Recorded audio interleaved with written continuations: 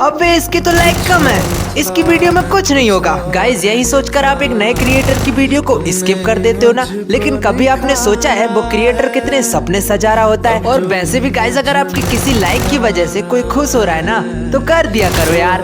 वैसे भी subscriber like के पैसे थोड़ी लगते यार।